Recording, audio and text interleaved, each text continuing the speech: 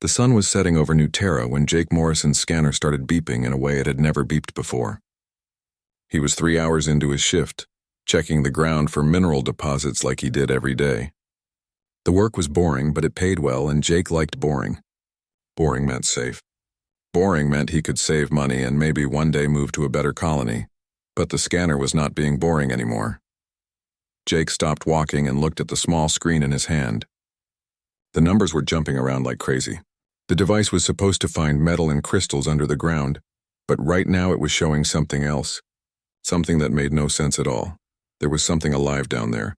Jake hit the side of the scanner with his palm. Maybe it was broken. He had dropped it last week and the screen had cracked a little. But the beeping continued and the reading stayed the same. According to the device, there was a massive life form buried 700 meters below his feet. That was impossible. Nothing could live that deep. Nothing could survive under all that rock and dirt for any amount of time. Yet the scanner insisted something was down there and it was alive. Jake looked around the empty mining field. The other workers had already gone back to the colony for dinner.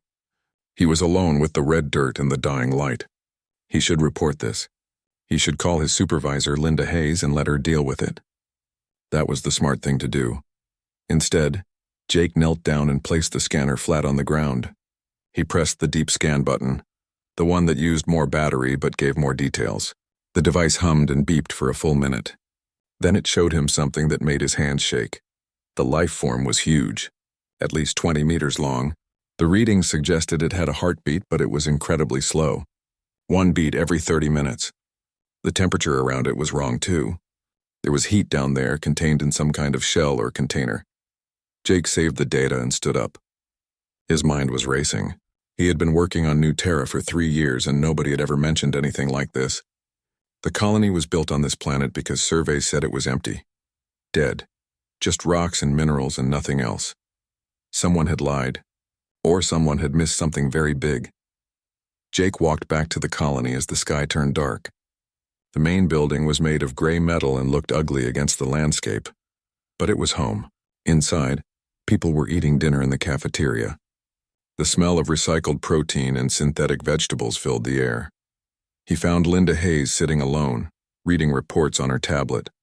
She was a tough woman in her 50s with short gray hair and a permanent frown.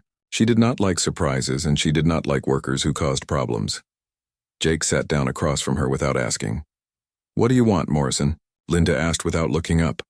"I found something," Jake said. "In Sector 7. My scanner picked up a biological reading." Linda finally looked at him. "Your scanner is broken. I'll order you a new one." "It's not broken. I ran the scan 3 times. There's something alive under the ground." Linda set down her tablet. Her frown deepened. "Nothing lives in Sector 7. We surveyed that area for 2 years before we started mining. You're reading geological activity, probably gas pockets or thermal vents." "The signature is biological," Jake insisted. "I saved the data. You can check it yourself." Linda held out her hand. Jake transferred the data to her tablet. She looked at it for a long moment, her face unreadable. Then she deleted it. "Equipment malfunction," she said firmly. "Write a report about the faulty scanner and I'll get you a replacement. Don't mention this to anyone else. The last thing we need is people getting nervous about imaginary monsters under the colony." Jake felt anger rising in his chest. "You didn't even look at it properly." "I looked enough." "Drop it, Morrison. That's an order." Linda stood up and walked away, leaving Jake sitting alone at the table. He clenched his fists. She had not even considered that he might be right. She had just deleted the evidence and told him to forget about it. But Jake could not forget about it. That night, he lay in his small room and stared at the ceiling. The scanner data was still in his personal device. He had made a backup before showing it to Linda. He pulled up the readings again and studied them in the darkness. Whatever was down there had been there for a long time. The geological layers around it suggested it had been buried thousands of years ago. The ground had settled and compressed over centuries, sealing it in deep. Jake thought about the slow heartbeat. 1 beat every 30 minutes. That meant whatever it was barely alive. Just hanging on, waiting for what? He got out of bed and went to his computer. He started searching through the colony's geological database, looking for any mention of anomalies in Sector 7. There was nothing. Every report said the area was stable and empty, but Jake noticed something strange. 5 years ago, before the colony was built, there had been a different survey team. They had spent 6 months on New Terra doing the initial research. Their reports were in the database, but some sections were marked as classified. Jake was just a mining engineer. He did not have access to classified files, but he knew someone who might. Pete Collins was a xenobiologist, which meant he studied alien life. He had been on New Terra for 8 years, longer than almost anyone else. He was also the closest thing Jake had to a friend on this rock. Jake sent Pete a message. Need to talk. Something important. Your lab tomorrow? The reply came 5 minutes later. Sure, bring coffee. Jake smiled for the first time that day. He closed his computer and tried to sleep, but his mind kept returning to that slow, patient heartbeat deep underground. Something was down there, something that had been buried and forgotten, something that had survived when it should have died. And Jake was going to find out what it was, even if it cost him everything. The scanner on his desk beeped softly in the darkness, still detecting that impossible life signature 700 meters below the colony, still insisting that something alive was waiting in the deep, dark earth, still waiting to be found. Pete Collins was waiting in his lab when Jake arrived the next morning. The lab was a mess of equipment, sample containers, and plants from a dozen different worlds. Pete was a thin man with messy brown hair and glasses that were always sliding down his nose. He looked tired, but he always looked tired. You brought coffee, Pete said with relief, taking one of the cups from Jake's hands. You're a good man.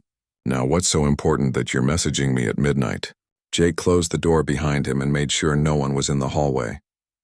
Then he pulled out his scanner and showed Pete the readings. Pete's eyes went wide behind his glasses. He set down his coffee and took the scanner, studying the screen carefully. Where did you get this? Sector 7. Yesterday evening. Linda deleted the data and told me it was equipment malfunction. Linda Hayes is an idiot, Pete muttered, still staring at the readings. This is not a malfunction. This is incredible. He looked up at Jake.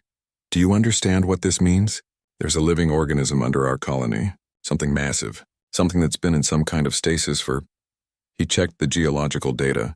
Jake, this thing has been down there for at least 3,000 years. I know, Jake said. That's why I came to you. What kind of creature could survive that long? Pete shook his head. None that I know of. But the universe is big and we've only explored a tiny piece of it. There could be species with biological capabilities we can't imagine. He transferred the data to his computer and started running analysis programs. The cellular activity is minimal but present. Whatever this is, it's not dead. It's dormant. Like hibernation, but on a scale that shouldn't be possible. Jake watched the programs work, displaying graphs and numbers he did not understand. Can you tell what kind of creature it is? Not without a physical sample, Pete said. But I can tell you something interesting. Look at this. He pointed to a particular reading on the screen. That's not just biological tissue. There's something surrounding the organism. Some kind of crystalline structure. It's encasing the entire body. Like a shell? Like a prison, Pete said quietly. Jake, I think something buried this creature on purpose. This wasn't an accident or a natural process. Someone or something put it down there and sealed it in crystal. The room felt suddenly colder. Jake thought about that slow heartbeat. One beat every 30 minutes, continuing for thousands of years in total darkness.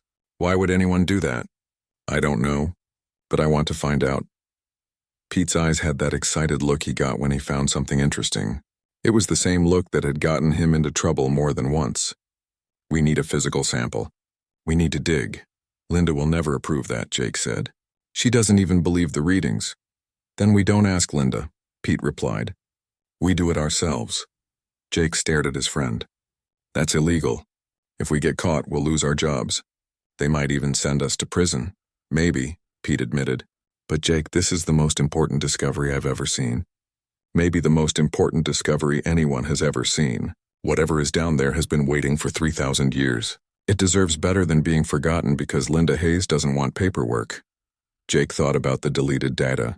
He thought about Linda's dismissive tone. He thought about that patient waiting heartbeat.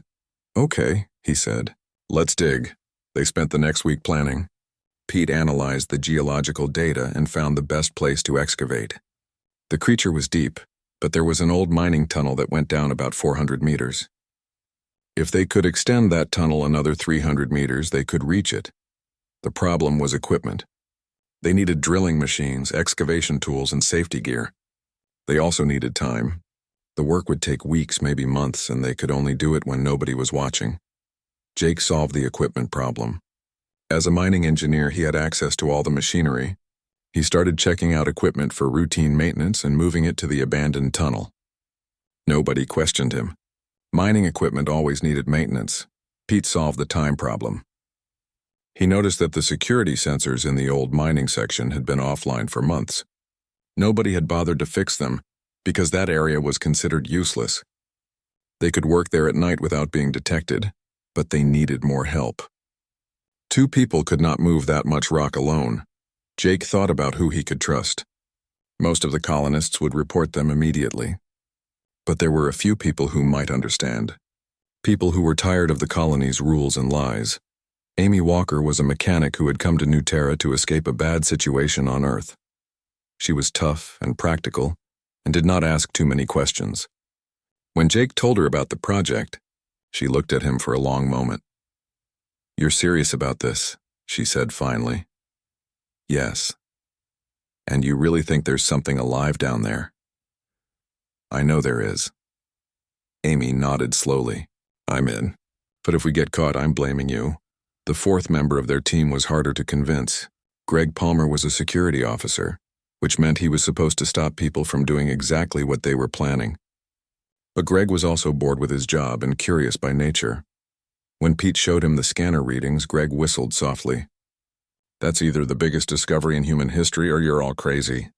"Could be both," Jake admitted. Greg laughed. "Fair enough. I'll help you, but on one condition. If this thing turns out to be dangerous, we stop digging immediately. Deal?" "Deal." They started digging the next night. The work was hard and slow. They had to be careful not to make too much noise or cause vibrations that might alert the colony sensors. They worked in 4-hour shifts, using plasma cutters and excavation drones to tunnel through solid rock. After 3 weeks, they had extended the tunnel 200 meters. Jake's hands were covered in blisters and everyone was exhausted. But they kept going. In the 5th week, Pete took samples from the tunnel walls. The analysis showed traces of the same crystalline material from the scanner readings. They were getting close. Another week, Pete estimated. Maybe 2. Then we'll reach it. Jake looked at the dark tunnel stretching ahead of them. Somewhere down there in the deep earth, something was waiting. Something that had been buried alive thousands of years ago. Something that still had a heartbeat. "We're coming," Jake whispered to the darkness. "Just hold on a little longer." The tunnel seemed to whisper back, carrying the sound of 4 humans digging deeper and deeper, searching for a truth that had been hidden for 3,000 years. The breakthrough happened on a Tuesday night, 6 weeks after they had started digging. Jake was operating the plasma cutter when the rock face suddenly gave way. Instead of solid stone, the cutter hit something that glowed with a soft blue light. "Stop!" Pete shouted from behind him. "Stop cutting." Jake pulled back the cutter and stared at what they had uncovered. It was crystal, but unlike any crystal he had ever seen. It glowed from within, pulsing very slowly with light. The pulse matched the heartbeat from the scanner readings. "1 beat every 30 minutes, we found it," Amy whispered. She had dirt on her face and her hands were shaking. "We actually found it." Greg moved forward with a portable scanner, checking for radiation or dangerous gases. "Air quality is stable. No radiation, but there's a lot of energy coming from that crystal. Some kind of power source." Pete was already examining the crystal wall with his instruments.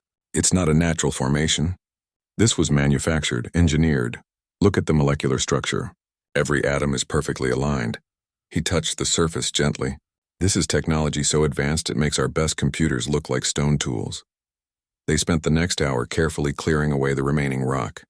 As they worked, more of the crystal was revealed.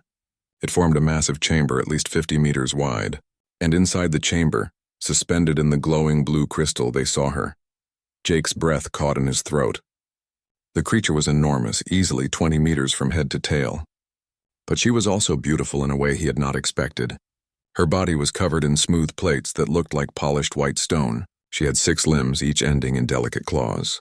Her head was crowned with a series of curved structures that looked like a combination of horns and feathers. 2 large wings were folded against her back, translucent and veined with patterns that reminded Jake of stained glass windows. "She looks like a queen," Amy said softly. Pete was scanning the creature with every instrument he had. The biology is incredible. Insectoid features combined with something else. Something I can't identify. But look at this. He pointed to several dark marks on the creature's body. Those are wounds. Old injuries. They were never treated. Never healed. Jake moved closer to the crystal. Now that he was near it, he could feel a faint vibration in the air, like a sound too low to hear but strong enough to feel in his bones. He looked at the alien's face and saw that her eyes were closed. She looked peaceful, but there was something sad about her expression. Something that spoke of great pain. How long has she been like this? Jake asked. Pete checked his readings. Based on the geological layers and decay rates, I'd say approximately 3,000 years. Give or take a century. 3,000 years, Greg repeated. Buried alive for 3,000 years. That's not execution. That's torture. Look at this, Pete said, pointing to markings on the crystal surface. They were symbols, carved or etched into the glowing material. This is writing. A language. I can't read it, but I can scan it, and maybe the computer can translate. They spent the next 3 days studying the chamber.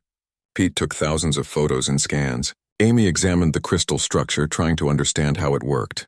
Greg kept watch, making sure no one from the colony came looking for them. Jake just sat and looked at the alien queen. He could not stop thinking about her being trapped here for thousands of years. Conscious or unconscious? Aware or dreaming? Either way, it was horrible. Someone had put her here on purpose. Someone had decided she deserved this fate. On the 4th day, Pete's computer finished translating some of the symbols. The program could not translate everything, but it got enough to tell them a story. Pete read the translation aloud, his voice shaking. Here lies Vera of the 7 stars, last queen of the Shannari. She refused to surrender. She refused to die. Therefore, she will remain here alive but silent until the universe itself ends. Let all who find this place know the price of defying the Krell. The words hung in the air like a curse. Jake felt sick. This was not a tomb. It was a warning. A monument to cruelty. The Krell, Greg said. I've never heard of them.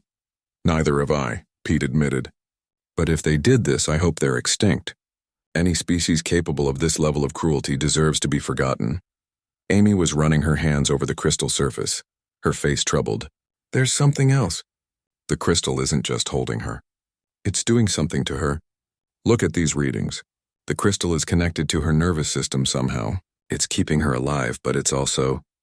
She paused, looking for the right words. It's draining her. Very slowly, like it's feeding on her life force. So she's not in suspended animation, Jake said. She's being kept alive while something slowly kills her. Yes, Amy said quietly, and she's probably aware of it. Some level of consciousness has to be active for her body to maintain basic functions. She's been aware of every year, every decade, every century. For 3,000 years, Jake stood up abruptly. He felt rage building in his chest, hot and fierce. We're getting her out. Pete looked at him in alarm. Jake, we don't know what will happen if we break the crystal. It might kill her. It might release something dangerous. We need to study this more carefully. She's been in there for 3,000 years, Jake said, his voice hard. How much more time does she need to wait? How much more suffering is enough? I understand how you feel, but we need to be smart about this.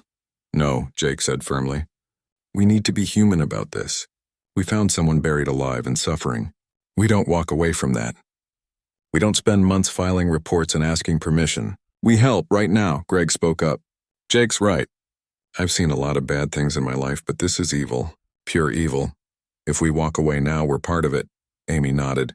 I can set up plasma cutters to carefully remove the crystal. It'll take time, but we can do it without causing thermal shock to her body. Pete looked at all of them, then sighed. You're all crazy. But you're right. Let's get her out. They spent the next 2 days preparing. Amy positioned plasma cutters around the crystal chamber, programming them to work in careful sequence. Pete prepared medical equipment, though he had no idea if human medicine would work on alien biology. Greg stood guard, his weapon ready in case something went wrong. Jake just talked to the alien queen. He knew she probably could not hear him, but it felt wrong to work in silence. He told her about Earth, about humans, about how they had found her by accident and decided to help her even though it made no sense. I don't know if you can understand me, he said on the second night, sitting close to the crystal, but we're going to get you out. You've waited long enough. You've suffered enough. It's time to breathe again. The crystal pulsed with its slow, patient light. Inside, the alien queen remained still, trapped in her prison of light and time. But not for much longer. Tomorrow they would begin cutting. Tomorrow they would free her. And tomorrow, Jake thought, the galaxy would change in ways none of them could predict. The plasma cutters hummed to life at exactly midnight. Amy had programmed them to work in a specific pattern, cutting the crystal from the outside in, layer by layer. The process would take hours, but it was the safest way. Jake stood as close as he dared, watching the blue crystal slowly dissolve under the focused heat. Pete monitored the alien queen's vital signs, such as they were. Her heartbeat remained steady at 1 beat every 30 minutes. Her body temperature was stable, but as the crystal melted away, Pete noticed something changing. Her metabolic rate is increasing, Pete said, staring at his scanner. Not much, but it's definitely rising. Her body knows something is happening. Greg checked his weapon for the 3rd time. Is that good or bad? I don't know, Pete admitted. We're in completely unknown territory here. The cutting continued. Slowly, carefully, the crystal prison grew thinner. Jake could see more details of the alien queen now. Her scales were not white as he had thought, but iridescent, shifting between white and pale gold depending on the angle of the light. The wounds on her body were deep scars, evidence of violence that had happened thousands of years ago. After 4 hours, Amy announced that they were ready for the final stage. The last layer is only about 10 centimeters thick. When I cut through it, she's going to be free. Everyone ready? They positioned themselves around the chamber. Pete had medical equipment standing by. Greg had his weapon ready but pointed safely away. Jake just stood near the alien's head waiting. Do it, Jake said. Amy activated the final sequence. The plasma cutters focused on the last layer of crystal, and it began to glow brighter, then brighter still. Suddenly, with a sound like breaking glass, the crystal shattered. The alien queen fell forward, collapsing onto the floor of the chamber. Her body convulsed violently. Her mouth opened and she made a sound, a terrible gasping wheeze that echoed through the tunnel. She's trying to breathe, Pete shouted. Her lungs haven't worked in 3,000 years. She's suffocating. Jake ran forward without thinking. He dropped to his knees beside the alien's massive head and looked into her face. Her eyes were open now. Large compound eyes that glowed with a pale green light. They were filled with confusion and pain. Breathe, Jake said, knowing she could not understand him. Come on, breathe. The alien queen convulsed again. Her claws scraped against the stone floor. Her wings twitched, trying to unfold but too weak to move properly. She was dying right in front of them, drowning in air after being preserved for millennia. Jake remembered something from his first aid training. Sometimes people who had been trapped underwater needed help to restart their breathing. He did not know if it would work on an alien, but he had to try something. He climbed up onto her chest, feeling the hard plates beneath him. He placed his hands over what he hoped was her heart and pushed down, hard. Once, twice, 3 times. Nothing happened. He pushed again, putting all his weight into it. The alien queen's eyes went wide. Her whole body shuddered. And then she took a breath. A huge, gasping, desperate breath that sounded like wind through a canyon. She breathed out, then in again. Out. In. The rhythm was shaky and irregular, but it was working. She was breathing. Pete rushed forward with a medical scanner. Her oxygen levels are rising, heart rate increasing, she's stabilizing. Jake climbed down from the alien's chest and moved back to her head. Her glowing green eyes focused on him. He saw intelligence there and confusion and something that looked like disbelief. Very slowly, the alien queen lifted one claw. It was trembling with effort, but she reached toward Jake. He did not move away. The claw touched his face gently, the sharp tip barely brushing his skin.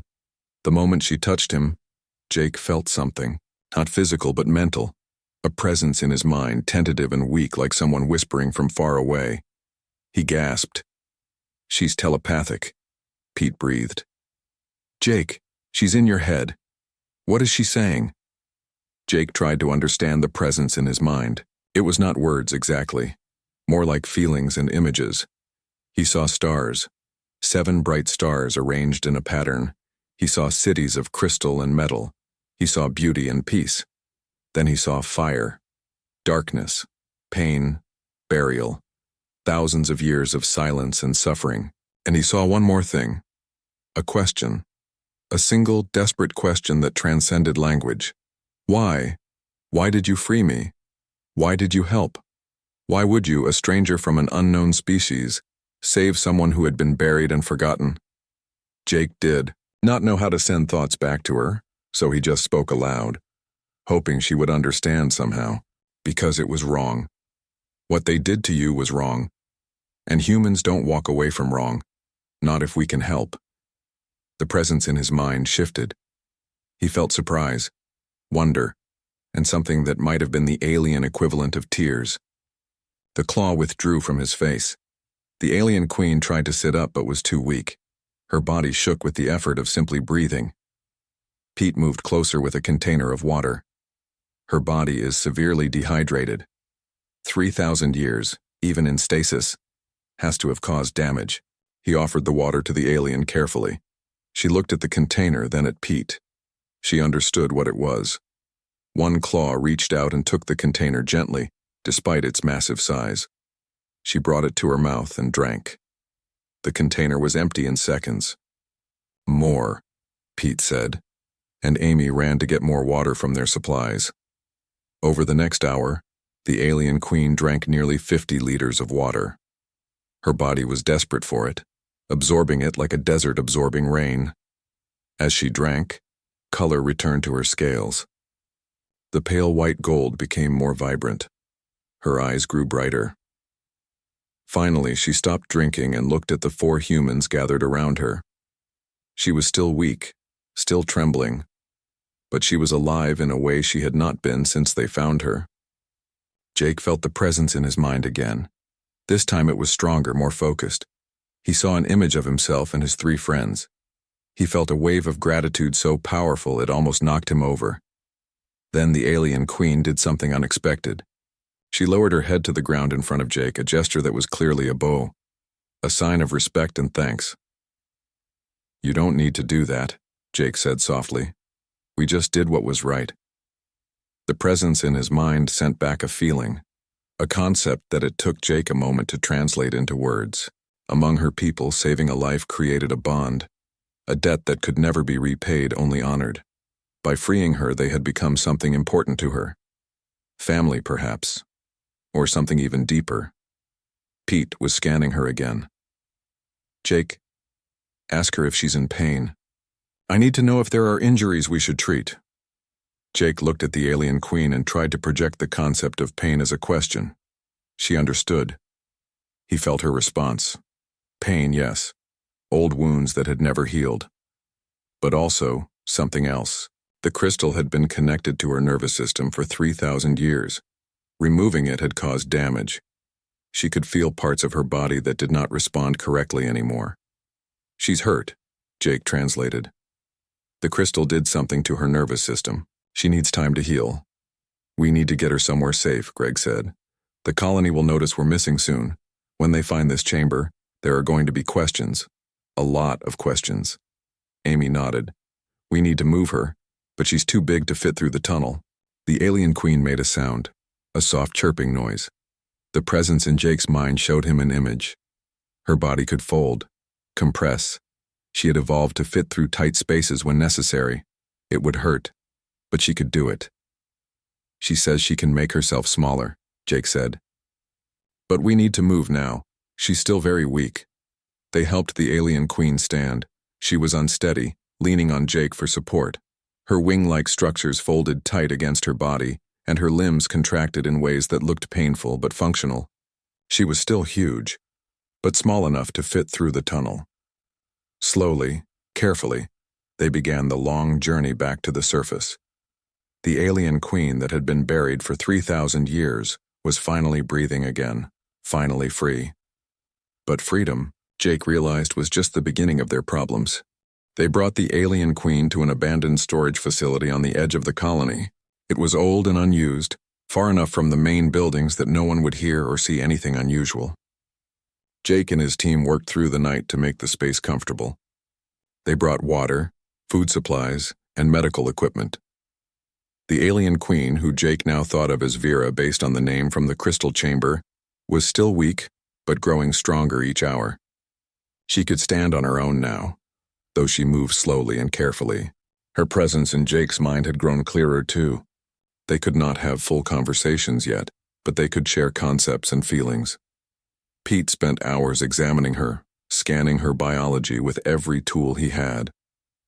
What he found amazed him. Her cellular structure is incredible. Every cell contains backup systems, redundancies.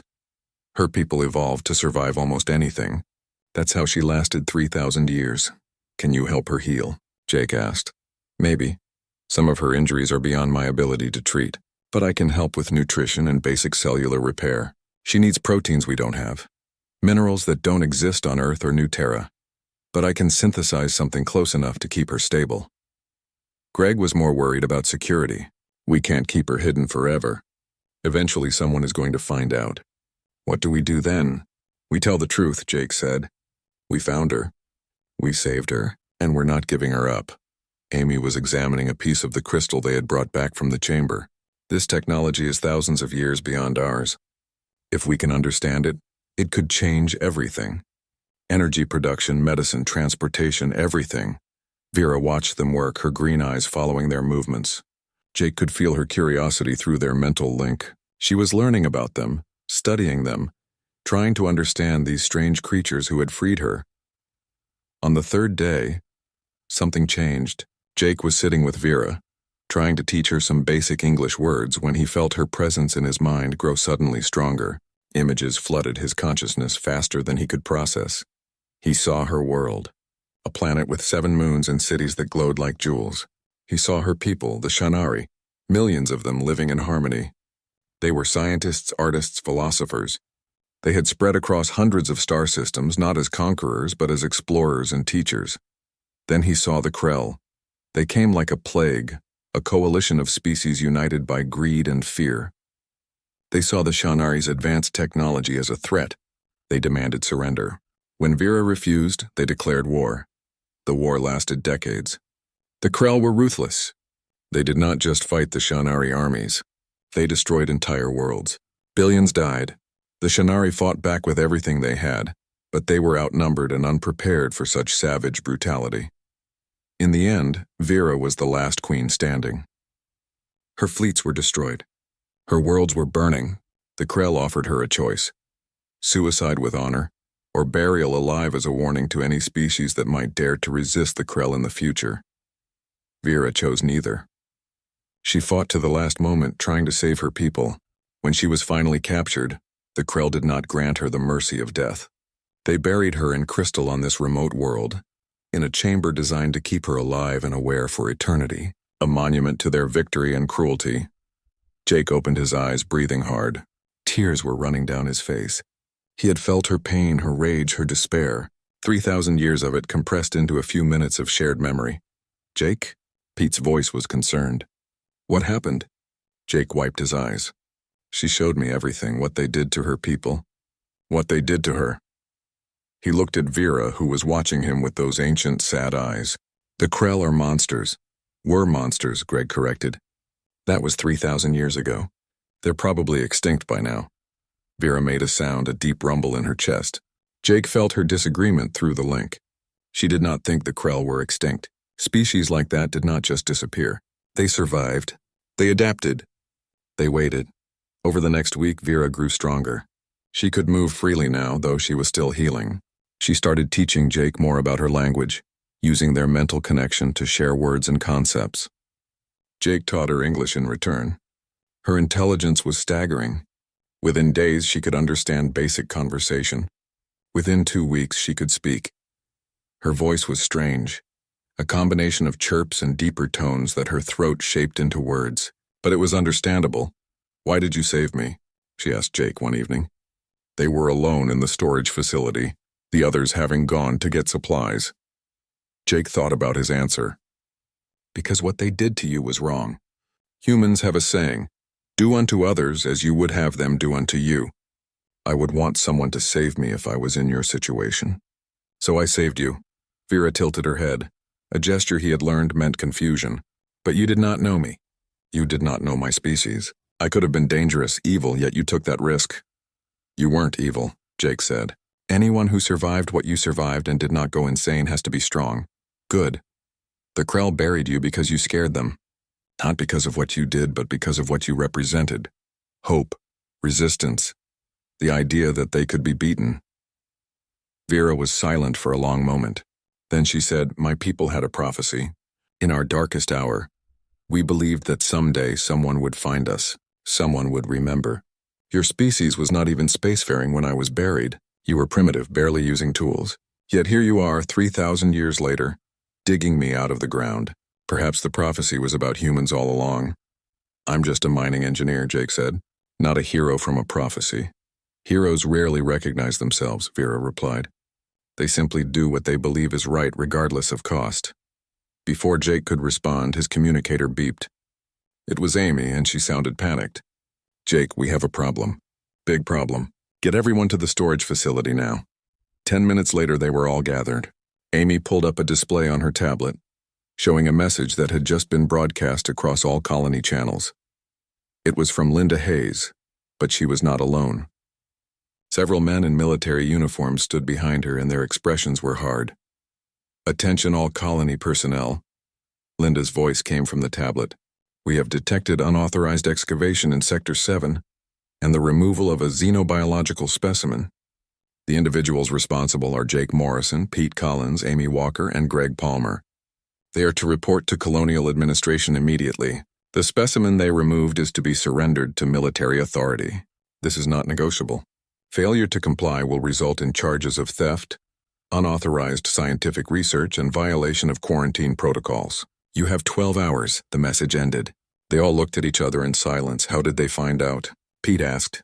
The tunnel, Greg said grimly. We left tracks, equipment signatures. They must have been monitoring Sector 7 after Jake's initial report.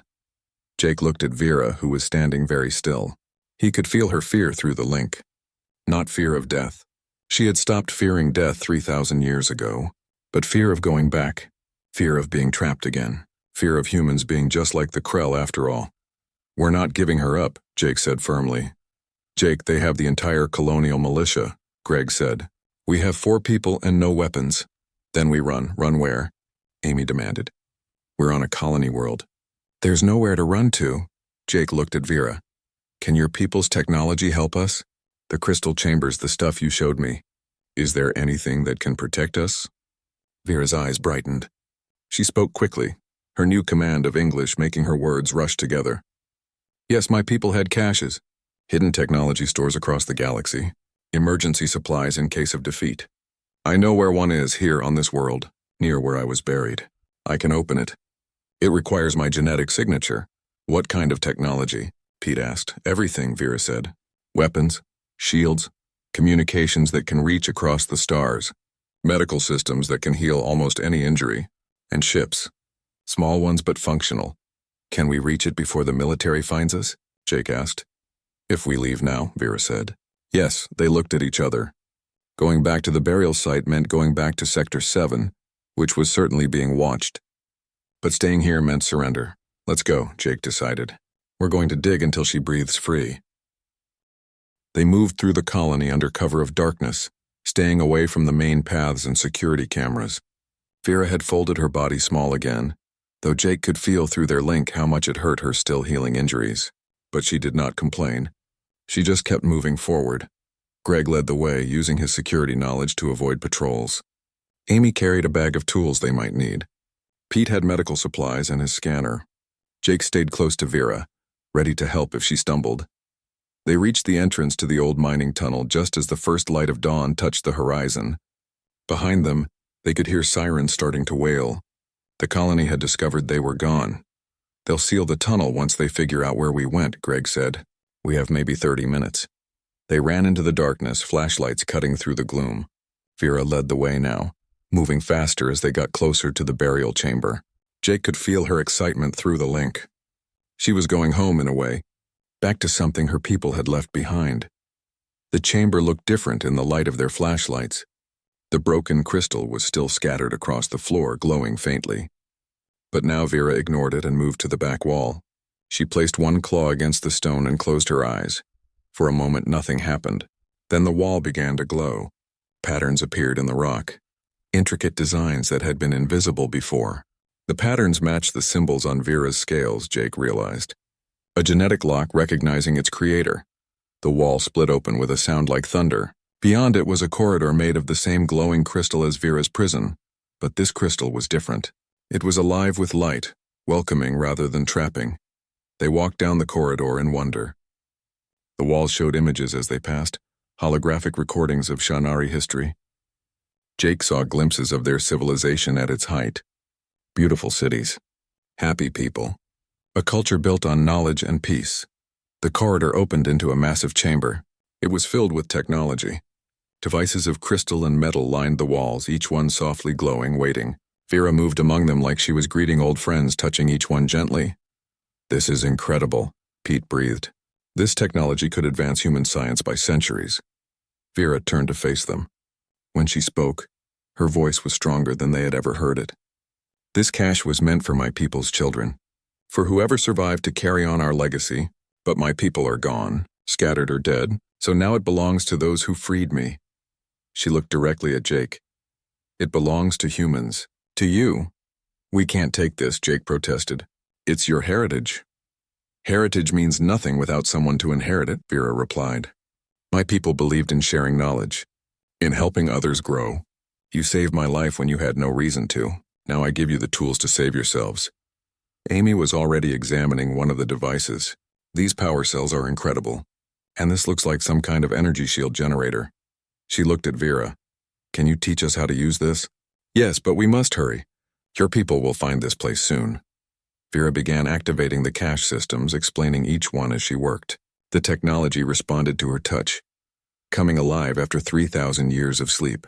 She showed them shield generators that could protect against any weapon, medical pods that could heal injuries in hours instead of weeks, communication arrays that could broadcast across the entire galaxy, and in the center of the chamber, covered by a crystal dome, was a ship.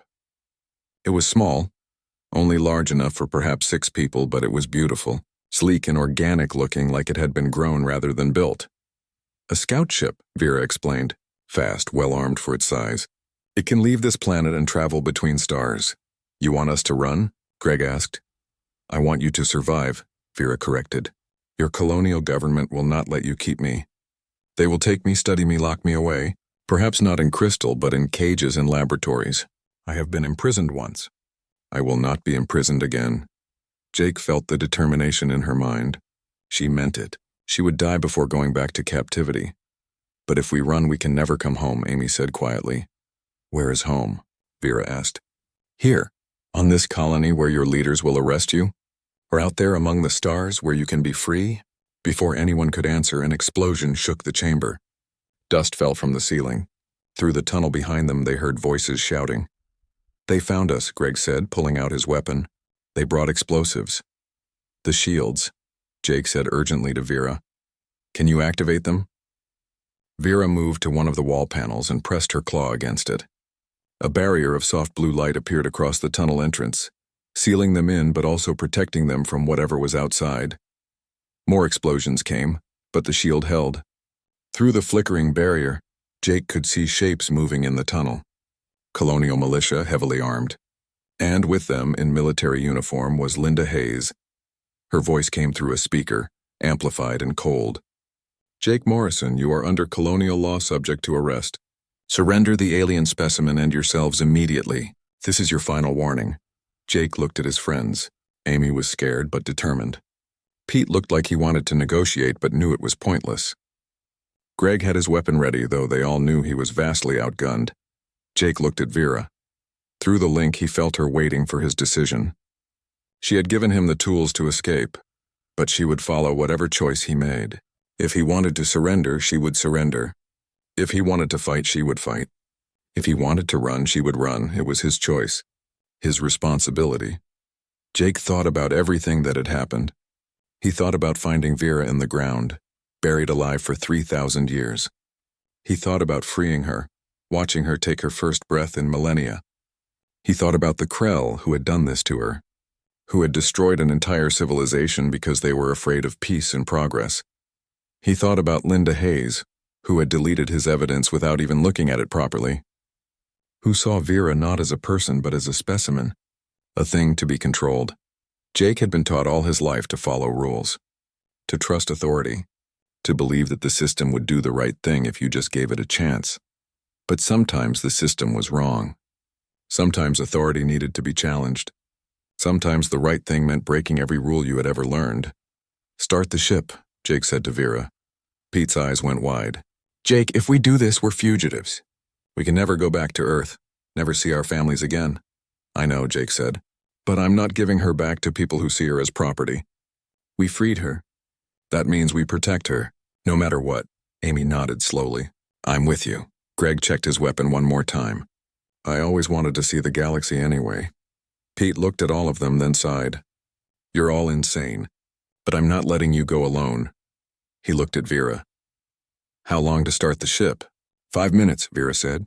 She was already moving toward the crystal dome, her claws flying over control panels.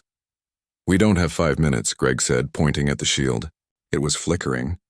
The militia had brought heavier weapons, military-grade plasma cutters that were designed to break through anything. "Then we buy time," Jake said.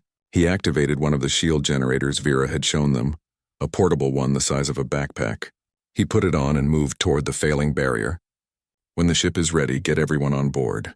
I'll hold them off." "Jake, no," Amy protested. "Someone has to," Jake said. "And I'm the one who started this. I'm the one who dug her out. I'm finishing it." The barrier fell. Colonial militia poured into the chamber, weapons raised. They stopped when they saw Jake standing alone, the portable shield glowing around him. Linda Hayes pushed through the soldiers. "Morrison, stand down. You're only making this worse." "I'm making it right," Jake said calmly. "That alien is a person, a queen. She was buried alive for 3,000 years as punishment for refusing to surrender to genocidal monsters. And you want to put her in a lab. You want to study her like she's some kind of animal. I won't let that happen." "You don't have a choice," Linda said. She nodded to the soldiers. "Take him down." Non-lethal force, the soldiers opened fire. Stunning rounds hit Jake's shield and dissipated harmlessly. But Jake knew the shield would not last forever. Behind him, he could hear the ship powering up, a rising hum that filled the chamber with energy. 30 seconds, Vera's voice called out. The soldiers switched to heavier weapons. The shield flickered under the assault. Jake gritted his teeth and held his ground. 10 seconds, the shield was failing. Jake could feel it giving way. He prepared himself for the impact of stun rounds, hoping they would not kill him.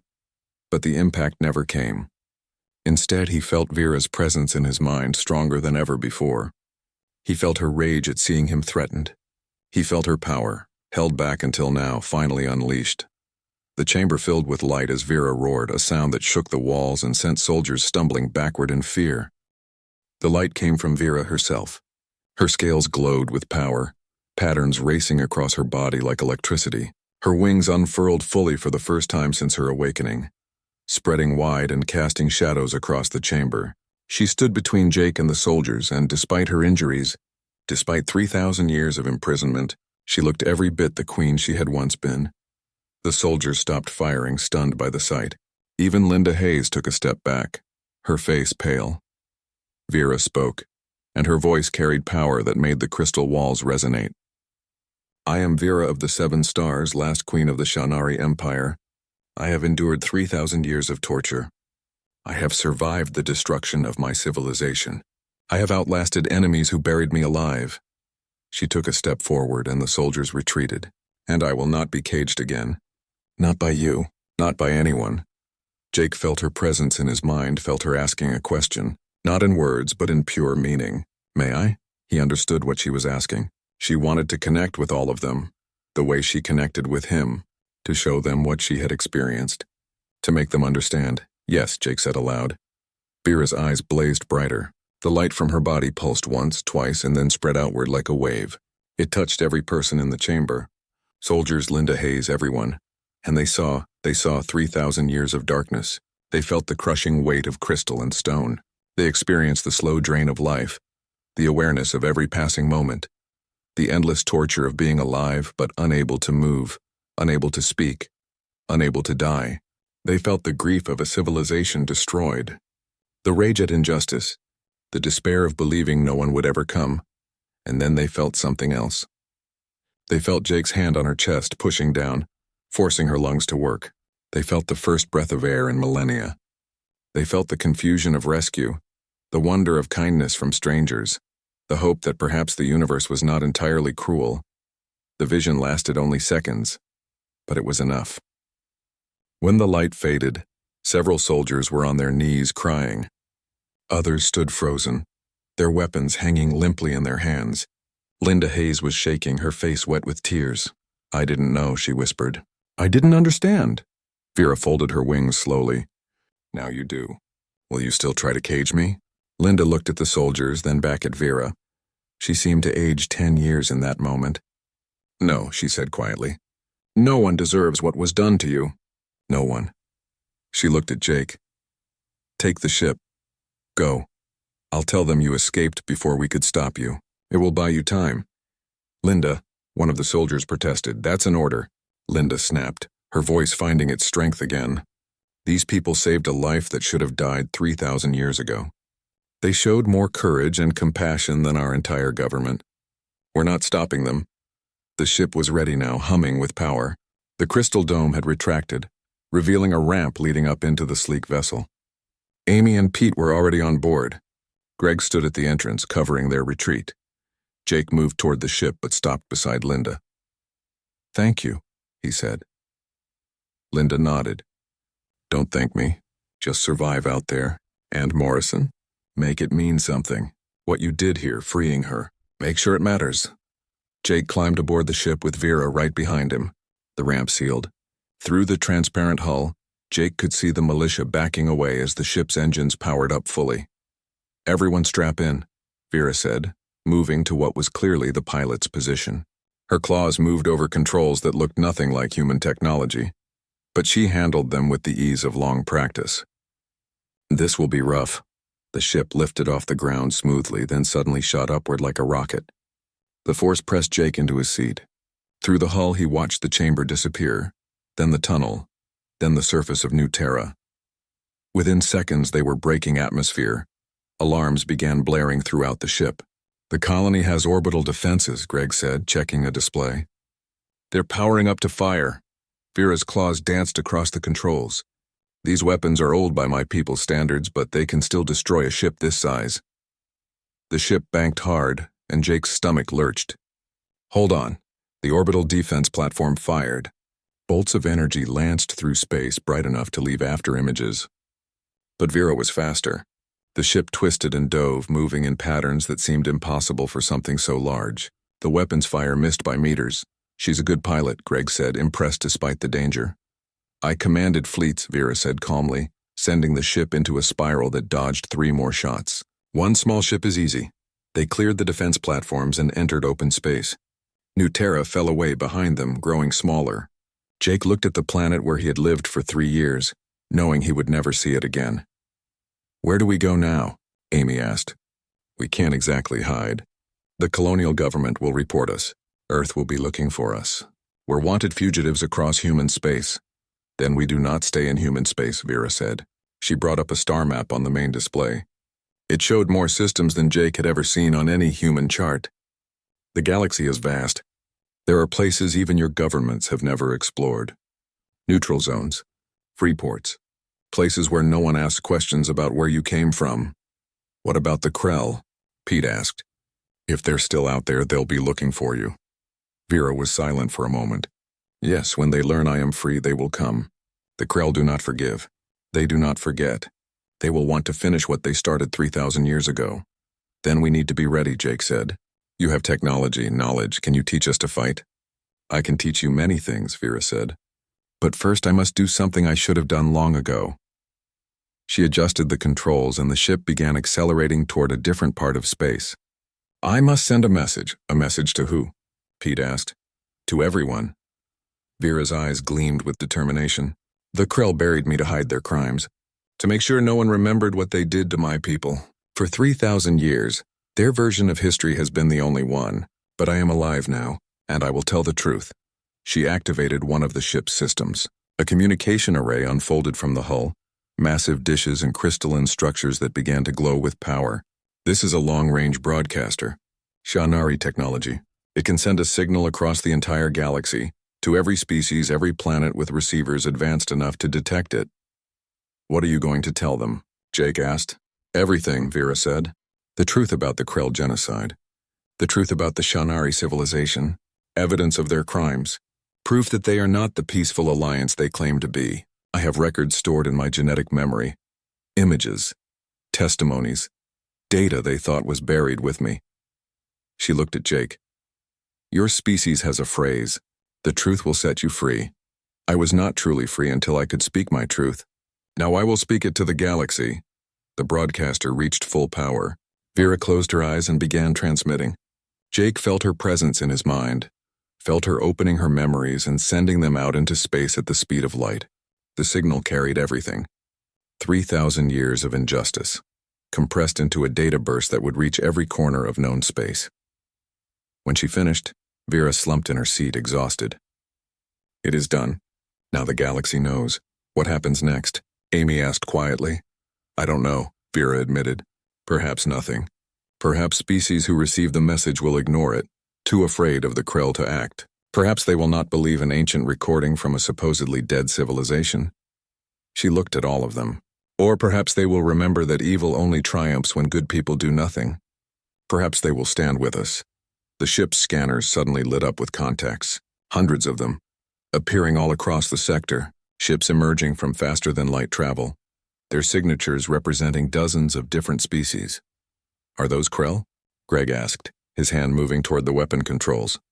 Pete studied the readings. I don't think so. The signatures are all different. Multiple species coming from multiple directions. It's like, he looked at Vera in awe. It's like they heard your message and came immediately. Impossible, Vera said. The message was just sent. It would take hours or days to reach most systems. But the ships kept coming. The communication system lit up with incoming messages in languages both human and alien. Pete filtered through them, translating what he could. This one says they received your transmission. They're from a species called the Talvari. They say the Krell destroyed one of their colony worlds 200 years ago and blamed it on pirates. They've been waiting for proof. This one is from the Huron Collective. They say the Krell have been demanding tribute for decades, threatening war if they refuse. They want to help. This one says, oh my God, it says they're survivors. Shanari survivors, small pockets that escaped the genocide and have been hiding for 3,000 years. They thought they were alone. They thought everyone was dead. Vera's eyes widened. Tears of light ran down her face. My people live? Some of my people still live? The ships continued to appear, forming a fleet around them. Not attacking, not threatening, just gathering, standing together, some responding to Vera's message, others responding to the responses. A chain reaction spreading across the galaxy. The fleet that formed around them was unlike anything Jake had ever imagined. Ships of every size and design representing species from across the galaxy. Some were massive war vessels. Others were small civilian craft that had clearly been pressed into service. But they all had one thing in common. They had all answered Vera's call. The Krell came 3 days later. Their fleet arrived like a dark wave, dozens of ships built for war and intimidation. They were not as large as the gathering that had formed around Vera's ship, but they were professional military vessels. Organized, dangerous. A transmission came through, the voice harsh and threatening. This is Commander Scareth of the Krell Dominion. The criminal known as Vera of the Shanari is under sentence of eternal imprisonment for crimes against the Krell people. Return her to custody immediately, or we will consider all ships present to be in violation of Dominion law. Greg looked at the tactical display.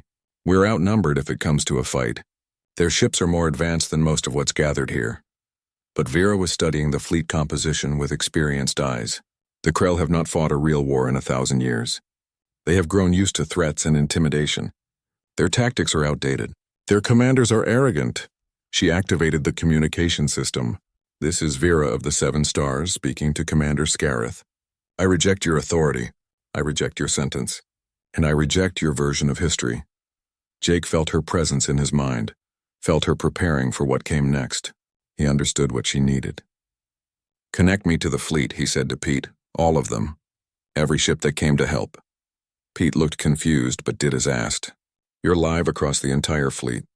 Hundreds of thousands of people are listening. Jake took a breath. He was just a mining engineer from Earth. He had no experience with speeches or diplomacy, but he had dug until Vera could breathe again, and he was not going to stop now. My name is Jake Morrison. I'm human. 3 weeks ago, I found Vera buried under 700 meters of rock and crystal on a colony world. She had been there for 3,000 years, trapped in a prison designed to keep her alive but unable to move, unable to speak, unable to die. The Krell did that to her, not as punishment for a crime but as a warning, as a monument to their cruelty. He looked at Vera, who was watching him with those glowing green eyes. I'm not a soldier. I'm not a hero. I'm just someone who found another living being in pain and decided to help. That's all I did, I helped. And now the Krell are here demanding we undo that, demanding we put her back in her prison, demanding we pretend that 3,000 years of torture was somehow justice.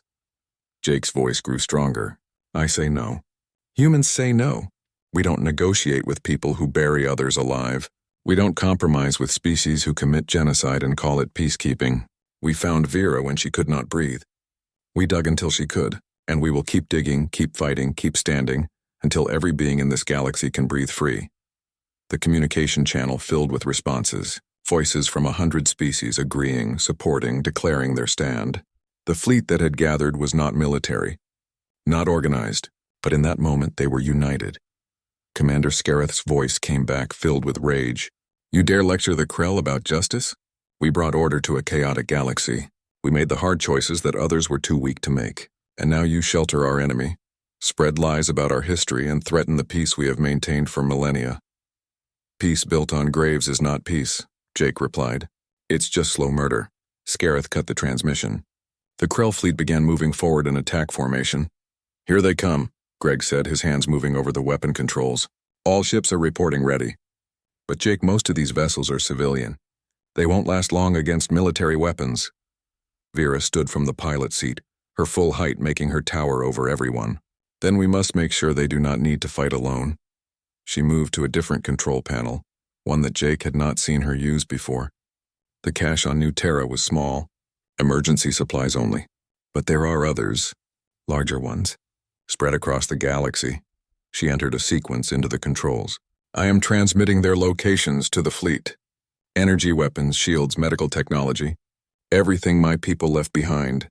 It is yours now. Use it, survive. Pete's scanner lit up with data. She's sending terabytes of information. Schematics, locations, access codes. This is enough to change the entire balance of power in the galaxy. The fleet began to shift as ships received the data. Those close to cache locations broke formation and jumped away, racing to retrieve the ancient technology. Others began sharing what defensive capabilities they had, forming a protective sphere around Vera's ship. The Krell fleet opened fire. Energy weapons streaked through space, targeting the civilian ships. But the gathered fleet had expected this. They scattered and dodged, using the confusion of numbers to their advantage. Some ships did not make it. Jake watched as vessels exploded or went dark, their life support failing. We need to fight back, Amy said urgently. We can't win a direct fight, Vera replied. But we can do something else. She adjusted the ship's course, heading directly toward the Krell formation. We can show them that fear works both ways. That's suicide. Greg protested, but Jake understood. He felt Vera's plan through their mental link. She's not going to attack. She's going to make them remember. Vera's eyes glowed brighter. She activated every light on the ship, every external sensor, making them as visible as possible. Then she broadcasted on all frequencies, including those only the Krell would hear. I am Vera of the 7 Stars. You buried me once. You failed. You tried to erase my people from history. You failed. You tried to break my spirit over 3,000 years. You failed. The ship accelerated toward the Krell fleet. I am the last queen of the Shanari, and I am still here. Still fighting. Still refusing to surrender. How many more of your enemies can say the same? How many other species have you buried that might someday breathe again? How many monuments to your cruelty are waiting to rise up against you? The Krell fleet hesitated. Jake could see it on the tactical display. Ships that had been advancing suddenly slowed. The formation broke slightly. They're scared, Pete said in disbelief. They're actually scared. A new voice came over the communications. Not Scareth, but someone else, older, calmer. This is Elder Commander Vareth of the Krell Dominion. Commander Scareth has been relieved. I am authorized to negotiate. Vera slowed the ship. I do not negotiate with those who believe they have authority over my life. Then let me speak plainly, Vareth said. The Krell Dominion has existed for 6,000 years. We have survived by being strong, by being feared, by doing what others would not do. But I am old enough to remember the Shanari. I was there when we buried you, and I have lived 3,000 years knowing what we did. There was a long pause. I cannot give you justice. I cannot undo what was done. But I can give you truth.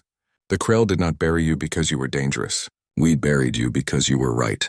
Your people offered peace and we chose war. You offered knowledge and we chose fear. We destroyed the greatest civilization the galaxy had ever seen because we were terrified of what you represented. The possibility that strength and compassion could coexist. That power could be used for creation rather than domination. Scareth's voice broke through, angry. Vareth, you are betraying the Dominion. No, Vareth replied. I am saving it. The Shanari Queen has shown the galaxy what we did. The truth is spreading faster than we can stop it. We have two choices. Fight a war against every species that now knows our crimes, or admit what we have done and try to earn forgiveness we do not deserve. The Krell fleet began to withdraw. Slowly, deliberately. Not all ships followed. Some continued to advance, Scareth's voice screaming orders, but most pulled back, acknowledging Vareth's authority. We are leaving, Vareth said. But Vera of the Seven Stars know this. There are others in the Dominion like Scareth, those who believe the old ways were correct. They will come for you again. Not today, perhaps not tomorrow, but someday. Let them come, Vera said calmly. I have waited 3,000 years. I can wait longer, and I will not wait alone. The Krell fleet jumped away, leaving only debris and silence behind. The gathered fleet erupted in celebration, ships broadcasting messages of victory and unity. But Vera was not celebrating. She looked at Jake, and he felt exhaustion in her mini.